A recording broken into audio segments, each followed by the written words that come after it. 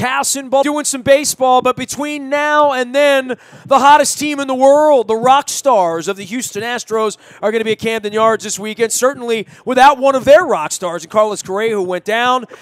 This guy covers not just all things Astros this summer, and it's a more exciting summer, but we'll be on Texans duty as well as the play-by-play voice of the Houston Rockets in the NBA season. He does sports radio down at 790 AM in Houston, Texas, where it means he gets good Tex-Mex food. We welcome Matt Thomas, one of our defending champions, back in. He is Sports MT. That's for Matt Thomas out on Twitter. What's going on with that first-place bunch you got down there? Finally, a little speed bump here, right? Finally.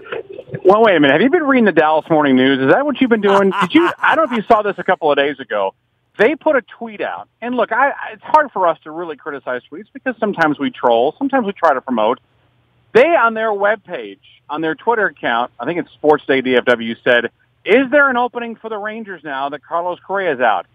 17 and a half games as you and I speak, my friend. That would take everybody getting hurt. That would take the franchise closing its doors for 2 weeks. The Astros' bigger fish to fry to get long-term on an answer for you is, yeah, this is a bump along the road. It's not great. You want one of your 3 MVP candidates playing as much as you can, at least until the division is clinched. But the best thing of it is 6 to 8 weeks. It's very similar to what Mike Trout had to go through with the Angels. And Mike Trout is back, and certainly Carlos get back just in time for the postseason.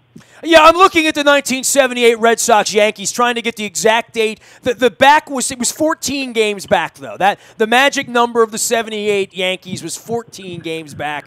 Look, man, I think it's quite safe. But look, the Rangers were here earlier in the week, and the Orioles took care of some business, against the Rangers. Thank you. Thank you for that. And by the way, I talked to the Texas people all week. I've had 3 or 4 folks on, friends of mine from the Dallas area, including Goose Goslin, I'm sure you know from up there at the Morning News. People here don't realize that Houston-Dallas thing's real, and this is like sort of, as a sports radio guy in Houston, the first time you could put your thumb down on those bastards, right? I mean, we're like that with Baltimore and Pittsburgh. Pittsburgh had beaten us in every knockout game for all of my lifetime until the Ravens finally beat them 3 years ago in a playoff game. And, when you get owned by a city like that, this is a summer of glorious sort of comeuppance in the Houston-Dallas thing, right? Well, I know that your audience is very familiar with the Silver Boot Series between the Astros and the Rangers. Unfortunately, the Rangers have owned the Astros 2 straight years. It happens to be at the same time that the Astros 2 years ago had this nice-sized lead in the American League West, only loses because of the fact that the Texas Rangers beat them, I feel like 15 out of 17 times, some kind of percentage like that.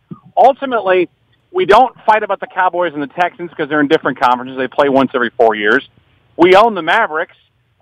We even gave him Chandler Parsons, and it still worked out to the Rockets' advantage. This Astros-Rangers has legs, and frankly, for us being a National League town as long as we were, Nestor, this is the sexiest thing about the move to the American League is the fact that the Astros and Rangers play each other 19 times. Well, if you do it enough, right? I mean, literally, like the Orioles and the Nationals, they're at war over, just only $400 million now. That's all. The mass and money war that's going on here. Right.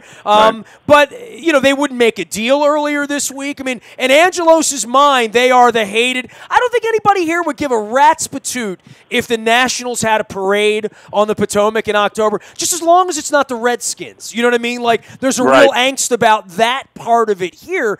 I don't hate the Nationals, and I don't think any Orioles fan hates the Nationals. But if they had been placed in the American League somehow, and Tampa went to the National League and goofed around with Florida down there, and we really hated each other, and it really, over the last 5 years, both of these teams have been pretty good, that would have created, that taste in your mouth for blood that we had for Pittsburgh, that I think you guys have had for Dallas for a long time, that on a baseball side, much like here, never ever existed. And here, to my point, it will never exist as long as the Orioles and the Nationals only get together 6 times a year.